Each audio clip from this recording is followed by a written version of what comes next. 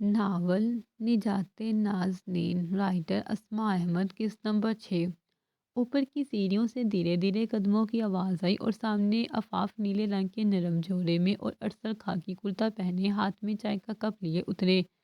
आफाफ के बाल अभी गीले थे और वह हंसते हुए कह रही थी, अरसल मैंने कहा था कम चीनी, ये तो पूरी तुर्की फैक्ट्री खोल दी तुमने। अरसल ने हंसते हुए कहा, बीवी अगर मिठास है तो चाय भी मीठी होनी चाहिए। आमना बेगम ने दोनों को देखा, निगाह में सुकून, दिल में दुआ। अल्लाह तुम दोनों की ये मोहब्बत सलामत रखे, इन्होंने दिल से कहा। अफाफ तुम्हारे चेहरे पर जो सुकून है वो किसी दुआ से कम नहीं, और अरसल तुम वो दामाद नहीं, वो बेटा हो जिसे माँ खुद चुन कर दे। आफाफ चीप गई। अरसल ने अदब से आमना के हाथ चूमे, अम्मी जान ये सब आपकी तरबियत का असर है। आफाफ ने जो कुछ सीखा है वो आपके दामन से ही तो लिया है।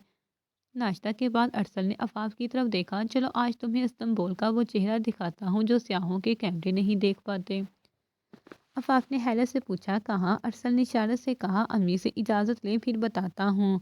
आफाफ ने लाड से माँ की गोद में सर रखा। अम्मी जा सकती हूँ, आपकी बेटी आज इस्तंबुल की दुल्हन बनेगी।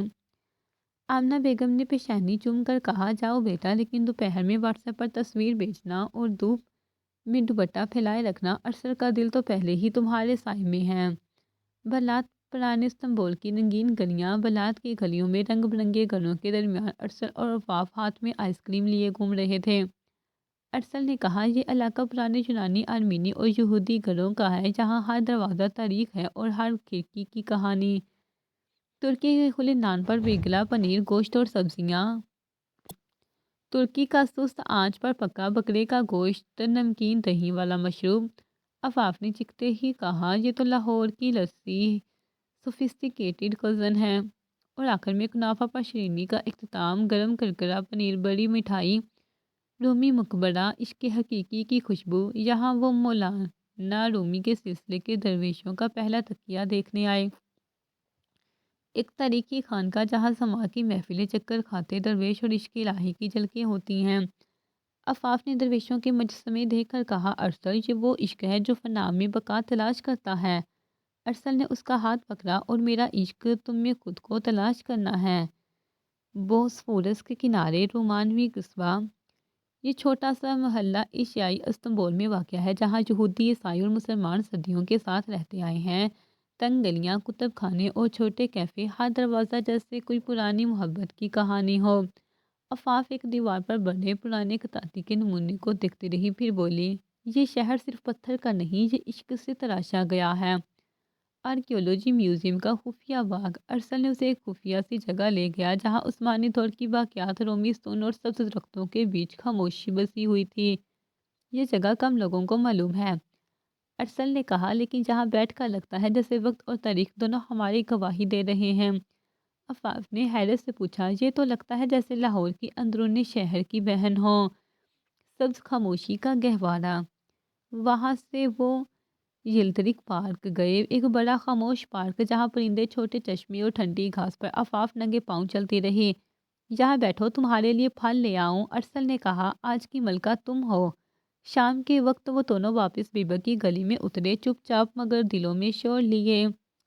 दरवाज़ा खुला तो आमना बेगम सामने थी, चेहरे पर मुस्कुराहट और हाथ में तस्वीर। तस्वीर नहीं भेजी, मगर मोहब्बत तुम्हारे चेहरों पर साफ लिखी है। लंदन जाने से एक रात पहले बीबक की फ़ज़ाओं में हल्की हल्की बूंदाबांदी हो रही थी। घर की खिड़कियों से टुकराकर बारिश की बूंदें जैसे वक्त को रोकने की कोशिश कर रही थी। आफाफ कमरे के कोने में आहिस्ता आहिस्ता अपनी डायरी में कुछ लिख रही थी। सफ़ेद चादर में लिपटी उसका चेहरा सुकून और थकन का अजब इम्तिजाज पेश कर रहा था। सुल्तान अरसल खामोशी से अंदर दाखिल हुआ। एक हाथ में दो मग थे, एक में गर्म दूध और दूसरे में चाय। ये तुम्हारे लिए, उसने चाय की प्याली उसके सामने रखी। आफाफ ने हल्की सी मुस्कुराहट के साथ शुक्रिया अदा किया और कलम एक तरफ रख दिया। अरसल ने नजरें उसकी डायरी पर जमा दी, फिर धीरे से बोला, कि इस डायरी के आखिरी सफ़े पर मेरा किरदार ख़त्म हो जाएगा। आफाफ ने चौंक कर उसकी तरफ देखा, जैसे सवाल का मतलब न समझ पाई हो। क्या मतलब? उसने नरमी से पूछा।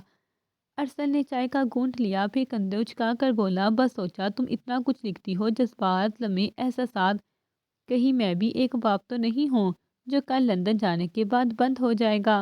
आफाफ की पलकें झपकी, फिर वो हल्के से मुस्कुराई। اگر تم پاپ ہوتے تو میں ڈائری بند کر کے رکھ دیتی، لیکن تم تو لفظ ہو جو ہر صفحے پر موجود ہیں۔ ارسل نے نظریں جھکا لی، چہرے پر نرمی اور اطمینان تھا۔ بس یوں ہی پوچھ لیا تھا، تمہیں جب بھی دیکھتا ہوں لکھتی ہوئی دل کرتا ہے تمہاری ڈائری کا ایک حرف بن جاؤں۔ تم تو پوری ایک کتاب ہو سلطان، جسے میں زندگی بھر پڑھتی رہوں گی، بار بار نئے معنی کے ساتھ۔ کمرے میں ایک خاموش سی مسکراہٹ پھیل گئی، وہ مسکراہٹ جو دو دلوں کے درمیان الفاظ سے آزاد ہوتی ہے۔ پھر ارسل نے تھوڑا لہجہ سنجیدہ اختیار کیا، ایک ہفتے میں ڈلیوری ہے، تمہیں اپنا بہت خیال رکھنا ہے، ٹھیک ہے؟ آفاف نے آہستہ سے سا ہلایا، تم فکر مت کرو، بس وقت پر فون کرتے رہنا اور واپس آتے ہی اپنے بیٹے کو تم خود سنبھالو گے پہلے دن سے۔ ارسل ہنسا، ڈیل، لیکن اگر وہ پہلے دن ہی میرے جیسا ضدی نکلا تو؟ آفاف نے اشارہ سے کہا، تو میں جان جاؤں گی کہ وہ تمہارا بیٹا ہے۔ ارسل نے آہستہ سے اس کے ماتھے کو چوما، میرے الفاظ، میری دعا، میری روح، سب تمہارے ساتھ ہیں ہر لمحے۔ بارش اب تھم چکی تھی، جیسے آسمان نے بھی ان لمحوں کو آگے سے جھکا دیا ہو، اور ڈائری کا آخری صفحہ ابھی باقی تھا۔ مقام لندن کینزی وارف، صبح 9 بجے۔ شیشے کی بلند بالا ٹاور، سیاہ سوٹ پہنے مصروف لوگ اور سرمئی آسمان تلے چلتی ٹیکسیوں کی قطاریں، لندن اپنے پورے وقار کے ساتھ جاگ چکا تھا۔ کینزی وارف کی کاروباری دنیا میں آج ایک اہم ملاقات ہونے والی تھی۔ سلطان، ارسل، زیان اور داؤد تینوں ترکی سے آنے والے وفد کا حصہ تھے، جو ایک بین الاقوامی انفارمیشن ٹیکنالوجی پروجیکٹ کے لیے لندن کی معروف کمپنی ایکزیوم ٹیک گلوبل سے معاہدہ کرنے آئے تھے۔ جیسے ہی وہ ون کینیڈا اسکوائر کی لابی میں داخل ہوئے، وہاں کی فضا ایک عجیب خاموش سنجیدگی میں ڈوبی ہوئی تھی۔ جدید فن تعمیر، سادگی اور نفاست کا حسین امتزاج، ہر طرف سسٹم، ڈسپلن اور وقت کی قدر محسوس ہو رہی تھی۔ داؤد نے ہلکے سے کہا، یہ شہر صرف تاریخ نہیں، مستقبل بھی ہے۔ زیان نے گردن گھما کر عمارت کی چھت کی طرف دیکھا، اور ہم اسی مستقبل کے ایک ویژن پر بات کرنے آئے ہیں۔ ارسل خاموشی سے آگے بڑھا، اس کے چہرے پر خود اعتمادی تھی، مگر آنکھوں میں فکر بھی، کیونکہ یہ صرف بزنس نہیں، عزت اور ویژن کا معاملہ تھا۔ Conference room, floor number 38۔ ٹیک ڈرائیون، ایتھیکلی گراؤنڈڈ، دیوار پر لکھی کمپنی کی ٹیگ لائن تھی۔ ملاقات کا آغاز ہوا۔ سامنے سی او ولیم ہارکوٹ کے ایکزیوم ٹیک اور ان کی ٹیم موجود تھی۔ انگریزی اور ترکی زبان کے درمیان مترجم موجود تھا، مگر ارسل نے خود انگریزی میں گفتگو شروع کی، مضبوط لہجے میں۔ We are not just offering software, we are offering a long-term alliance in ethical innovation, AI data protection, and customized enterprise solutions tailored for government and corporate sectors in Europe and MENA۔ William نے مسکرا کر کہا، That's precisely what we are looking for, a partner who understands technology and responsibility۔ داؤد نے لیپ top پر presentations کھولی، جس میں 3 اہم منصوبے شامل تھے۔ پروجیکٹ سیف نیٹ، ایک جدید سائبر سیکیورٹی پلیٹ فارم جو سرکاری اداروں کو ریئل ٹائم سائبر حملوں سے بچائے گا۔ پروجیکٹ EQUAI2، مصنوعی ذہانت پر مبنی، اردو، ترکی اور انگریزی میں انسانی اخلاقیات کے اصولوں پر مبنی چیٹس بوٹس کا network. Project Horizon health number 3، ایک block chain based medical record system جو یورپ اور مڈل ایسٹ کے ہسپتال کو جوڑ دے گا۔ ارسل نے آخر میں مضبوط لہجے میں کہا، We don't just want clients, we want to be responsible contributors in the digital civilization۔ William نے فائل بند کرتے ہوئے ہاتھ بڑھایا، Gentlemen, welcome to London's future, let's build it together۔ دوپہر تھوڑا وقت نکال کر شہر کی جھلک۔ میٹنگ کے بعد تینوں لندن برج، ساتھ لاؤتھ بینک اور کونٹ گارڈن کی سیر کو نکلے۔ سڑکوں پر لوگ چائے کے کپ ہاتھ میں لیے بیٹھے تھے، اور سڑک کنارے پر سٹریٹ میوزیشنز اپنے فن سے گزرنے والوں کو روک رہے تھے۔ ارسل نے کہا، یہاں ہر چیز وقت کی پابند ہے، اور شاید اسی لیے ہر چیز خوبصورت بھی ہے۔ زیان نے کہہ کر لگایا، بس لندن کی چائے استنبول کی چائے سے کمزور ہے۔ داؤد نے مسکرا کر کہا، مگر یہاں کے خیالات بہت مضبوط ہیں۔ تینوں ایک بینچ پر بیٹھ کر ٹاور برج کی طرف دیکھا، اور پھر ایک دوسرے کو دیکھا، جیسے جانتے ہوں یہ سفر صرف معاہدوں کا نہیں، خوابوں کو حقیقت میں بدلنے کا آغاز تھا۔ مقام لندن چیلسا کا ایک پرسکون مگر پرتعیش ہوٹل، رات کے 10 بجے۔ باہر لندن کی بارش تھم چکی تھی، مگر کمرے کے اندر ایک اور طوفان جنم لے رہا تھا۔ ہوٹل کے کمرے میں موجود میٹنگ ٹیبل پر فائلیں بکھری پڑی تھی۔ ارسل اور زیان آمنے سامنے بیٹھے تھے۔ داؤد واش روم میں تھا، اور کمرے میں اس وقت صرف 2 خاموش دشمن موجود تھے، خاموش اس لیے کہ ان کے درمیان لفظوں کی تلواریں ابھی نیام سے نکلی ہی تھیں۔ ارسل نے ایک ڈاکومنٹ زیان کی طرف پھینکتے ہوئے کہا، تمہارا یہ ماڈل گراف AI سوشل یورپی قوانین کی خلاف ورزی ہے، ہم کال کے معاہدے میں اسے شامل نہیں کریں گے۔ زیان نے کرسی پیچھے دھکیلتے ہوئے گرایا، یہ ماڈل 3 یورپی یونیورسٹیز نے اپروو کیا ہے، تم کوئی عدالت نہیں ہو کہ فیصلہ سنا دو۔ ارسل کا لہجہ پرسکون مگر سخت رہا، میں عدالت نہیں لیکن اس کمپنی کا شریک ہوں، اور جب بات اخلاقیات پر آئے تو میں کسی یونیورسٹی کا نام نہیں مانتا۔ زیان کے چہرے پر طنز ابھرا، تمہاری یہ اخلاقیات کی تقریبیں اب اچھی نہیں لگتی ارسل، خاص طور پر تب جب تمہاری بیوی خود ایک ایسا کردار ہے جو صاف نہیں۔ کمرے کی ہوا رک گئی، چند لمحے کے لیے وقت بھی ساکت ہو گیا۔ ارسل کی آنکھوں میں پہلی بار وہ روشنی آئی جو عام طور پر جنگ کے میدان میں سپہ سالار کی آنکھوں میں نظر آتی ہے۔ اس نے آہستہ سے اٹھ کر کرسی پیچھے کی اور زیان کی طرف قدم بڑھائے۔ کیا کہا تم نے؟ اس کے لہجے میں آگ تھی مگر آواز بہت ہموار، خطرناک حد تک ہموار۔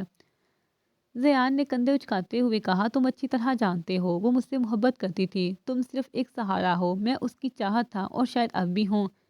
پھر اچانک ارسل نے میز پر رکھا واٹر گلاس زور سے زیان کی طرف پھینکا جو دیوار سے ٹکرا کر چکنا چور ہو گیا۔ ارسل کا چہرہ تپی ہوئی چٹان کی طرح سرخ تھا۔ ایک لفظ اور زیان، ایک لفظ اور کہا تو قسم ہے مجھے، تمہیں لندن کی نہیں دنیا کی کوئی کمپنی برداشت نہیں کرے گی۔ تم زندہ ہو کیونکہ تم میرے لیے ایک عورت کے شوہر تھے، اس کی عزت کے صدقے بچ گئے۔ اگر اس دن وہ رشتہ نہ ہوتا تو میں تمہیں اس رات کے بعد کبھی منہ دکھانے کے قابل نہ چھوڑتا۔ زیان کے چہرے کا رنگ اڑ گیا۔ ارسل نے آگے بڑھ کر اس کے گریبان کی طرف اشارہ کیا، آفاق صرف میری بیوی نہیں، میری عزت ہے، میری پناہ ہے۔ جس دن اس کے بارے میں دوبارہ زبان کھولی، تمہاری اپنی زبان کے ساتھ تمہارا مستقبل کی بات دوں گا۔ دروازہ کھلا، داؤد واپس آیا اور منظر دیکھ کر ساکت رہ گیا۔ زیان نظریں چرا کر باہر نکل گیا۔ ارسل نے کھڑکی کی طرف رخ موڑ لیا۔ لندن کی روشنیاں اب بھی چمک رہی تھی مگر اس کی آنکھوں میں روشنی نہیں، ایک سوال تھا کہ دنیا کا ہر تعلق صرف مفاد تک محدود ہوتا ہے۔ وہ پہلی بار ٹوٹا نہیں مگر پہلی بار پوری شدت سے جلا تھا، اور جلنے کے بعد ایک مرد جب بولتا ہے تو اس کی خاموشی بھی فیصلہ بن جاتی ہے۔ کمرہ ساکت تھا مگر اس خاموشی میں طوفان چھپا تھا۔ زیان جا چکا تھا اور اس کے پیچھے صرف وہ الفاظ رہ گئے تھے جو نہ صرف سلطان ارسل کے دل پر بلکہ اس کے وجود پر چاقو کی طرح لگے تھے۔ ارسل میز کے پاس کھڑا تھا، تن کر مگر اندر سے لرزتا ہوا، مگر ارسل صرف جذباتی نہیں تھا، وہ ایک طاقتور مرد تھا۔ سیاہ شرٹ کی آستینیں کوہنیوں تک چڑھی ہوئی تھی اور غصے سے اس کے بازوؤں کی نسیں اوپر کر نمایاں ہو چکی تھیں۔ کلائی کی رگیں کھینچ گئی تھی جیسے وہ خود کو روک رہا ہو، بس ایک دھاگے کے فاصلے پر۔ اس کے چوڑے سینے کا ہر سانس اب بوجھل تھا اور جبڑے ایسے بینچے ہوئے تھے جیسے اندر کی آگ سے خود کو قابو میں رکھنے کی آخری کوشش ہو۔ اس کی مٹھیاں بند تھی اتنی زور سے کہ انگلیوں کے جوڑ سفید ہو گئے تھے۔ آہستہ سے اس نے میز کو ایک طرف دھکیلا، ایک دھکا اور بھاری لکڑی کا میز دیوار سے ٹکرا کر رک گیا۔ پھر وہ آہستہ سے بولا، آواز میں آگ دبی ہوئی مگر ہر لفظ زلزلہ تھا، تم نے میرے اعتماد کو دھوکہ دیا، میری خاموشی کو بزدلی سمجھا اور میری بیوی کو بازار کی زبان میں یاد کیا۔ اس کی گردن کی رگیں ابھر آئیں اور آنکھوں میں نمی اور غصے کی عجیب سی آمیزش تھی۔ زیان، تم اس لیے بچے ہو کیونکہ تم کسی کے شوہر تھے، اگر ایک دن بھی تمہارا وہ رشتہ نہ ہوتا تو میں تمہیں اتنا توڑتا کہ آئندہ کوئی مرد عورت کی عزت پر انگلی اٹھانے سے پہلے خود کو دفن کر دے۔ وہ آگے بڑھا، دروازے تک گیا اور بند دروازے پر زور سے ہاتھ مارا جیسے اس غصے کو الفاظ سے نہیں شدت سے باہر نکالنا تھا، اور جب دوبارہ نظر اٹھائی تو ان میں وہی سناٹا تھا جو انتقام سے پہلے کی خاموشی میں ہوتا ہے۔ اگر میں نے خود کو نہ روکا ہوتا تو آج تم زمین پر پڑے ہوتے اور میں اللہ سے معافی مانگ رہا ہوتا۔ وہ رات، وہ لمحہ سلطان ارسل کی خاموشی کا اختتام تھا۔ اب جو باقی تھا وہ ایسا مرد تھا جس کی آنکھوں میں طوفان، جسم میں آگ اور سینے میں وفا کا قرض تھا جو اب ادا ہونا تھا۔ رات کی خاموشی لندن کی گلیوں پر اتر چکی تھی، شہر کی روشنیوں بڑے شور سے دور۔ سلطان ارسل اپنی بلیک کار سے اترا اور گہری سانس لیتے ہوئے آسمان کی طرف دیکھا۔ فضا میں ہلکی سی کھنکی تھی مگر اس کے دل کی بے چینی اس موسم سے کہیں زیادہ گہری اور سرد تھی۔ وہ آہستہ قدموں سے مسجد مرکزی لندن کی جانب بڑھا، وہی مشہور مسجد جہاں مختلف قوموں، رنگوں اور زبانوں کے لوگ صرف ایک مقصد کے لیے آتے تھے، سکون۔ مسجد کا حال وسیع، سادہ، روح کو چھو لینے والا تھا۔ دیواروں پر کوئی آرائش نہ تھی مگر فرش پر بچھے نیلے قالین، خاموشی میں گونجتی تلاوت اور دائیں بائیں بیٹھے نمازیوں کا خشوع سب کچھ دل کو تھام لینے والا تھا۔ ارسل نے وضو کیا اور پھر مسجد کے کونے میں جا کر بیٹھ گیا۔ اذان عشاء کی آواز گونجی تو اس کے دل میں جیسے کوئی دروازہ کھلا۔ اس نے نماز ادا کی، ایک سجدے میں وہ تھکن، دکھ اور وہ سب لفظ کہے جو نہیں جا سکتے رب کے حضور رکھ دیے۔ نماز کے بعد وہ قریبی ریک سے قرآن پاک کا نسخہ اٹھا کر بیٹھ گیا۔ تلاوت کے دوران اس کی نظریں ایک آیت پر آ کر رک گئی، گویا یہ آیت اس کے دل پر اتری تھی۔ اور بے شک ہم جانتے ہیں کہ ان کی باتوں سے تمہارا دل تنگ ہوتا ہے۔ الفاظ اس کے دل کے اندر اتر گئے، زیان کے تلک جملے، احلام کے خاموش طنز، سرفراز شاہ کا استحضار اور وہ سارے سار جو اس نے صرف دوسروں کے خواب سنوارے اپنے جذبات کا گلا گھونٹا۔ اس کے چہرے پر نمی آ گئی، آنکھوں میں آنسو نہیں تھے مگر روح تھکی ہوئی تھی۔ تبھی اچانک کسی نے اس کے کندھے پر آہستہ سے ہاتھ رکھا۔ ارسل وہ چونک کر مڑا، داؤد تھا، سفید شلوار قمیض، ماتھے پر سجدے کا نشان اور آنکھوں میں وہی سکون جس کی اسے اس لمحے میں شدید ضرورت تھی۔ داؤد نے خاموشی سے اس کے ساتھ بیٹھتے ہوئے کہا، مجھے معلوم تھا کہ تم یہاں آؤ گے، رب کے گھر میں دل رکھنے والا شخص کہاں جائے؟ ارسل نے کچھ بولنے کی کوشش کی مگر آواز بند تھی۔ داؤد نے اس کا ہاتھ تھاما، اللہ جانتا ہے کہ تم پر کیا گزری اور تم جو محسوس کرتے ہو وہ سب بھی دیکھ رہا ہے، مگر بھائی جو دل اس کی طرف پلٹے وہ کبھی خالی نہیں رہتے۔ ارسل نے نظریں جھکائیں اور پہلی بار اس کے چہرے پر خاموشی سے آنسو بہنے لگے۔ کوئی چیخ نہیں، کوئی شکوہ نہیں، بس رب کی زمین پر ایک مرد کے دل کا بوجھ اترنے لگا۔ بس تھک گیا ہوں داؤد، ارسل کی آواز رند گئی۔ تو پھر اب سجدے میں گر کے رب سے کہو کہ تمہیں سنبھال لے اور تم دیکھو گے تمہارا دل کسی کے لفظوں سے نہیں صرف اس کی رحمت سے بھر جائے گا۔ مسجد کی خاموش گواہ بنی کہ رات ایک زخمی دل کو واقعی کچھ سکون ملا تھا۔ رات گہری ہو چکی تھی، بیبک کے پرسکون محلے میں ہر طرف خاموشی تھی، صرف سمندر کی ہلکی ہلکی آوازیں کسی دور کے گیت کی طرح کھڑکیوں سے آ رہی تھی۔ آفاق کے کمرے میں دھیمی پیلی روشنی جل رہی تھی، کمرے کا ماحول نرم تھا جیسے خود دیواریں بھی سکون کا دائرہ بنائے رکھی ہوں۔ آفاق فرش پر جائے نماز کے قریب لیٹی ہوئی تھی اور اس کا سر اپنی ماں آمنہ بیگم کی گود میں۔ آمنہ بیگم نے اس کے بالوں میں ناریل کا تیل لگایا ہوا تھا اور نرمی سے مالش کر رہی تھی۔ ان کی انگلیوں کی حرکت میں وہی شفقت تھی جو بچپن سے کبھی نہیں بدلی۔ یاد ہے؟ آمنہ آہستہ سے بولی، جب تم چھوٹی تھی تو تیل لگوانے سے ایسے بھاگتی تھی جیسے کوئی قید ہو۔ آفاف نے آنکھیں بند کیا، ہلکی سی مسکراہٹ کے ساتھ کہا، اور آپ پیچھے پیچھے کہتی آج بال نہ دھوئے تو کل گر جائیں گے۔ آمنہ نے کہہ کر لگایا، اور تم کہتی تھی بال تو تب بھی گریں گے جب میں بڑی ہو جاؤں گی، تو ابھی کیوں بچاؤں؟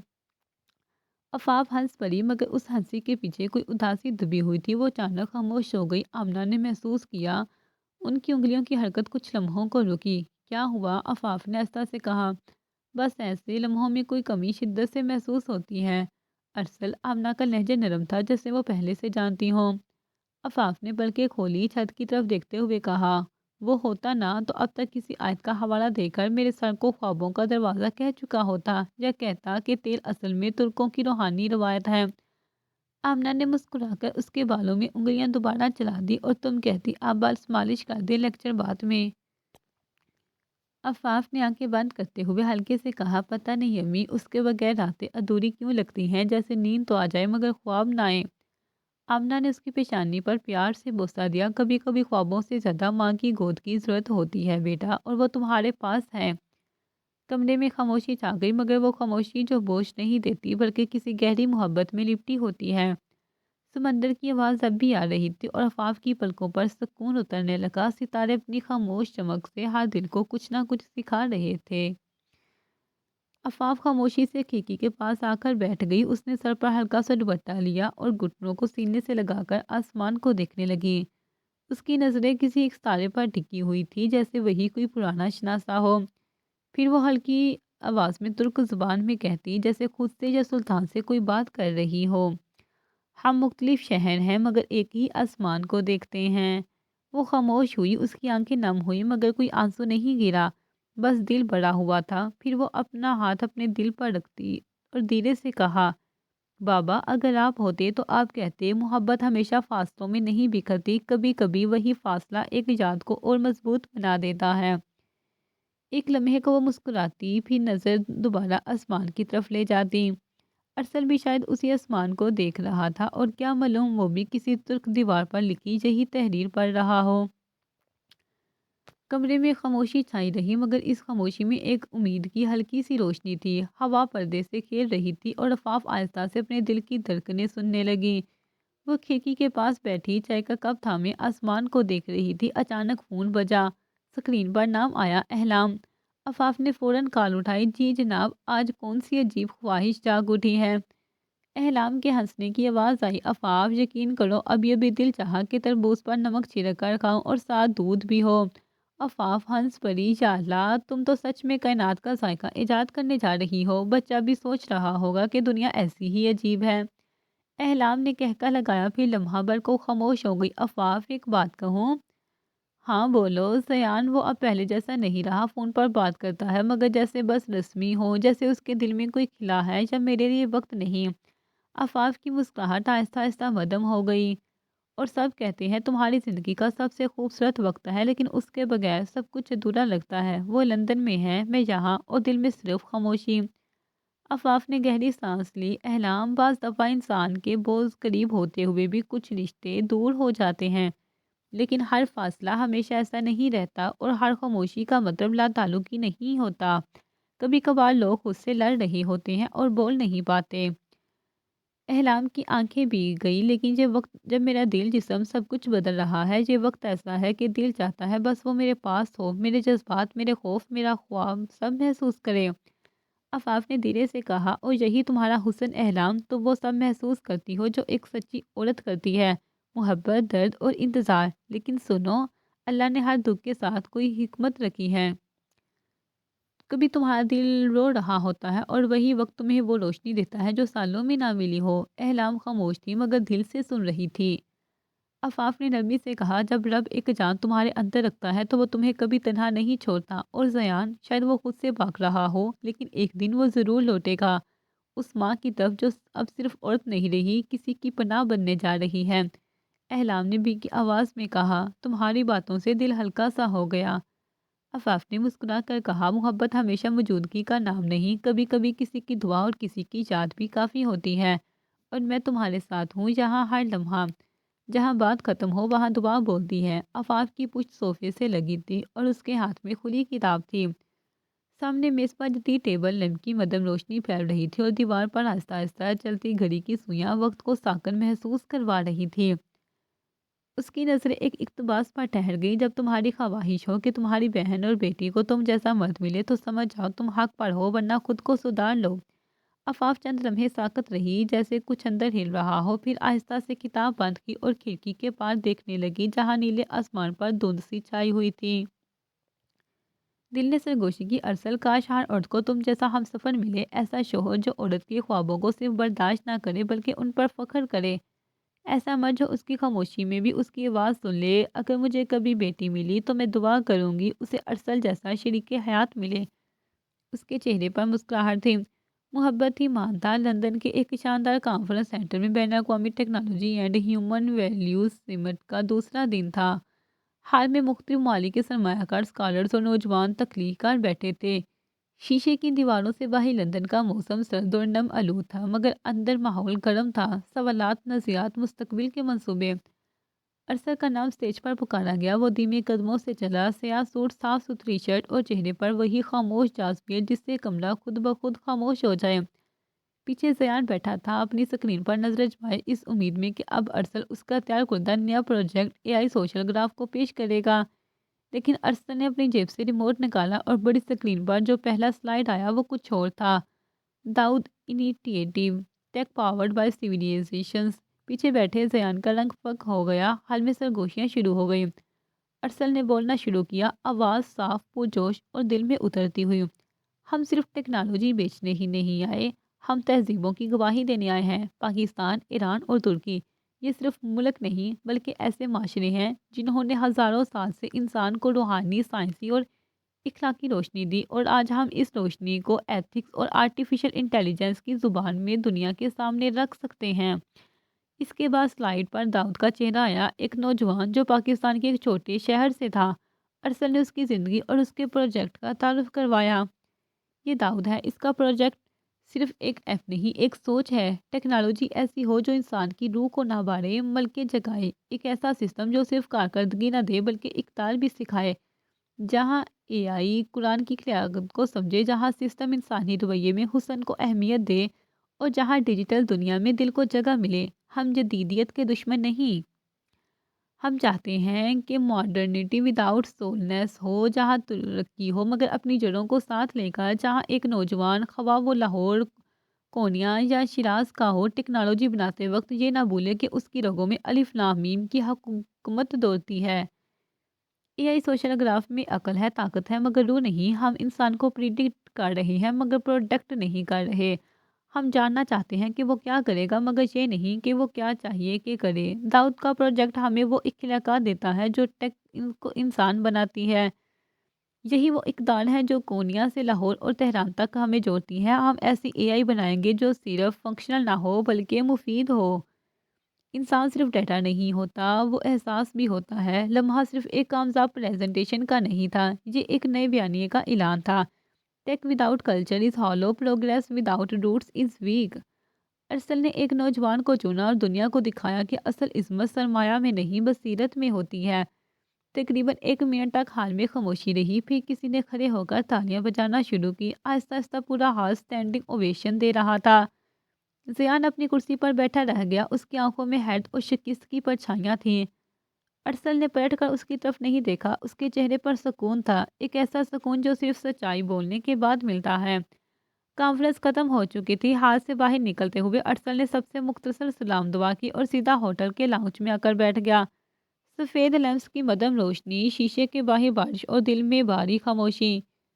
زیان تیز قدموں سے اس کے سامنے آ کر رکا، آنکھوں میں آگ، ہاتھوں میں کپکپاہٹ۔ تم نے میرے پروجیکٹ کو جان بوجھ کر اگنور کیا۔ زیان کی آواز دھیمی تھی مگر آتش فشاں جل رہا تھا اندر۔ ارسل نے سر اٹھا کر اس کی طرف دیکھا، تھکا ہوا مگر پرسکون۔ میں نے کسی پروجیکٹ کو نہیں، صرف ایک سوچ کو رد کیا۔ زیان آگے جھکا، اس کی آنکھوں میں وہ تلخی تھی جو تب ابھرے جب کوئی اپنا کمر میں چھرا گھونپے۔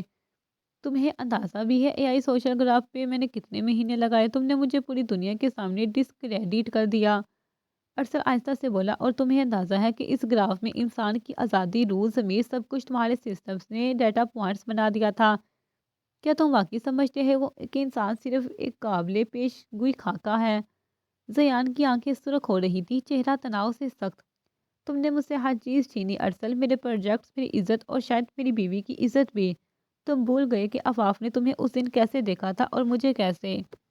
ارسل کی سانس جیسے رک گئی، اس نے نظریں زیان کے چہرے پر جما دیں۔ یہ بات تم آج تک دل میں چھپائے بیٹھے ہو تو پھر آج سن لو، تم نے خود کو کھویا ہے، میں نے کچھ نہیں چھینا، تم نے خود اپنی قیمت کم کر دی ہے۔ زیان کی آواز لرزنے لگی، تم ہر بار ہیرو بن جاتے ہو نا، خاموش، نیک، دانشمند، اور میں وہ جذبات جو لے کر آیا تو تمہیں تکلیف ہوئی، تم نے ہمیشہ مجھے کم سمجھا۔ ارسل اٹھ کھڑا ہوا، اس کا قد اس لمحے زیان پر سایہ بن کر پڑا۔ میں نے تمہیں کم نہیں سمجھا، میں نے تمہیں کھو دیا۔ تم میرے بھائی نہیں ہو، لیکن تم سے خونی رشتہ بھی ہوتا تو شاید یہ درد کم ہوتا۔ تم نے میرے پروجیکٹس چھڑائے، میرا بھروسہ تولا، اور اب تم میرے کردار پر سوال اٹھاتے ہو۔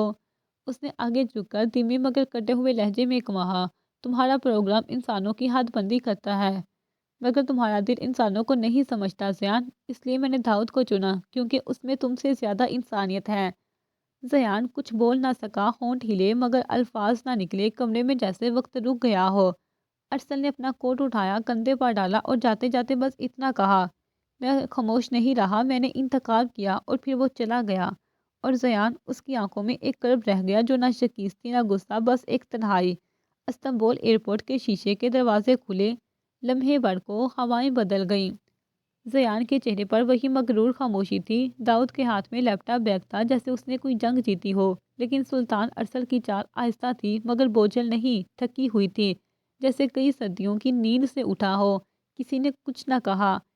ایئرپورٹ کی روشنیوں کے بیچ تینوں مرد سائے بن کر نکلے، باہر آسمان پر ہلکی ہلکی بارش ہونے لگی، ترکی کی وہ مخصوص رمجم جو اداس دلوں پر اور بھی بوجھ ڈال دیتی ہے، جاری ہے۔